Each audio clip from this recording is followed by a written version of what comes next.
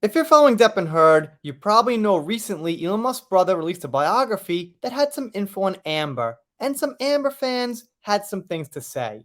Now, of course, they can't acknowledge that, well, you guys might have had a point. Elon's family and friends didn't like Amber. Johnny's friends and family didn't like Amber. That's what we'll get into. So this person says both Musk and Johnny fell hard for Amber, so you can paint her a crazy bitch all you want, but she's clearly dazzling to those who know her. So the implication is we don't know her, but those people who fell for her actually do know her, but then change their mind pretty quickly about her, so this person's actually not saying much. And as you might know, that I've got some real personal experience with is your friends don't always pick the right partners, and you can see it, and they're the only ones that can't. I know quite a few good friends whose marriages did not work out, and I saw it from the very beginning, even talked to them about it, even had sit downs with their parents and them about it, but of course, it didn't matter. We're not the ones who were alone with them and this and that, but that's not all that matters. Sometimes you can see the core of a person that the person dating them can't see. It's funny how it works, but I'm sure a lot of you have also had that same experience.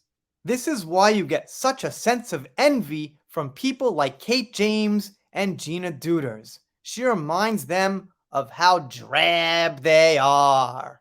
Okay, so it's almost like these Amber fans only want to see the very beginning of the picture, the first few steps of when Johnny and Musk knew Amber. They don't want to look at the whole picture and what Johnny and Musk learned in the end.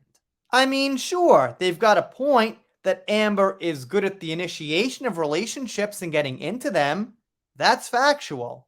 But there's also that type of person that works the Hollywood scene and does that. I think Paul McCartney married one too, unfortunately. It's hard for me to understand why. I'm thinking if I had all that money and resources and fame and all those options, I would pick a good woman. Someone sensible, probably someone with her own career in mind. And I don't mean like an actress. No offense to anyone. I mean, doctor, lawyer, somebody a little bit more with the head on their shoulders and thinking realistically about the grind of life and not just trying to get big doing certain things, jumping from here to there. I mean, successful acting's great, but it is more of a fluctuational career like any type of art. My point is, it's hard to imagine what Johnny and Musk were thinking on their level, but obviously, they saw something. It's just that that something was only one part of a rotten piece of fruit, just in my opinion. And I responded and said they wouldn't look in her direction today, which implies that, well, I hate to say it, but it was about looks initially for them. Those looks attracted them. She was in her prime. She did look good.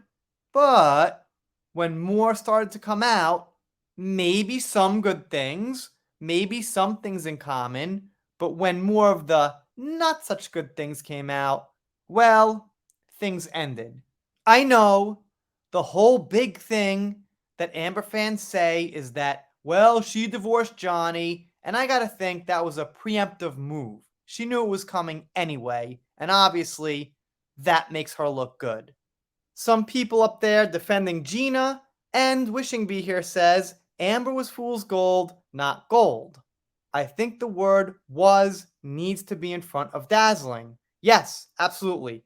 Like I said, today, if Johnny or Elon met her, they would not even look in her direction. Some people actually bringing up Ted Bundy, which I don't know much about. I know he was a serial killer, but the point is that you could be charming and people can fall for you, but you're not the best person inside. But the person falling for that person, well, they wouldn't really know it. If I'm getting that right, but I think that's the implication. Got a Goodfellas meme, which I always give a heart, even though it's the only heart, because I love that movie. But as you can see, no matter how bad it is, there will be people defending you know who, and they'll probably see Aquaman like twice, I guess. Anyway, let me know what you think in the comments. doing shoutouts, special thanks. Thank you, Joanna, for posting this. And if you're not subscribed here, consider it. If you don't, I'll be sad, but I'll get over it. See you next time.